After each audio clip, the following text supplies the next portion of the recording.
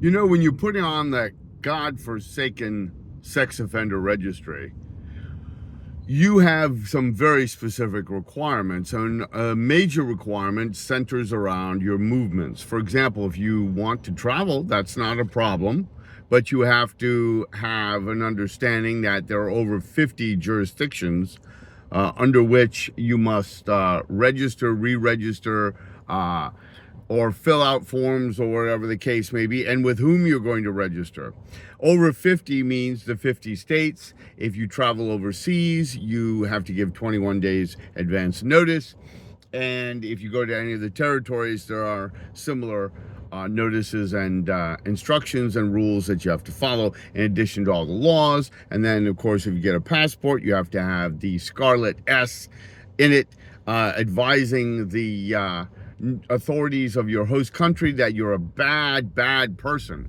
Well, all that, of course, the public is told is very, very good for the public, even though it's very, very bad for the public, and does, worse yet, nothing for the public, but costs them millions and millions of dollars a year. When you consider all of that, how very, very important it is, you have to focus then on Ghislaine Maxwell, who was moved, the paramour of Jeffrey Epstein, moved abruptly from her not so great prison in federal prison in Florida to another federal prison in Texas. And by the way, whether you're in the federal system or the state system, which is still under federal SORNA regulations, sex offender regulations, you have to get special permission and you have to file. And I don't really know under what circumstances you can necessarily be moved from a prison to a prison. But believe it or not, when you're in a state prison, like here in Virginia,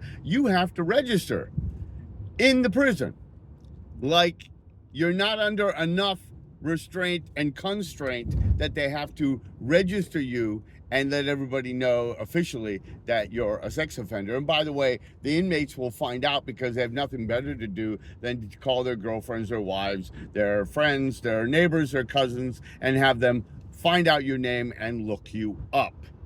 So there's that. But then again, if you're wealthy and powerful and well-connected, or somebody wants something from you, all things are possible. The sky opens up, the clouds dissipate, if powerful people are able to make a couple phone calls, and voila, all these regulations vanish, and suddenly you're not quite such a terrible person. So remember that, folks, the next time they tell you or your loved ones what a terrible person you are, and how, well, we have rules, and how public safety is so important, and especially the safety and well-being of our children, just remember, it's all bullshit.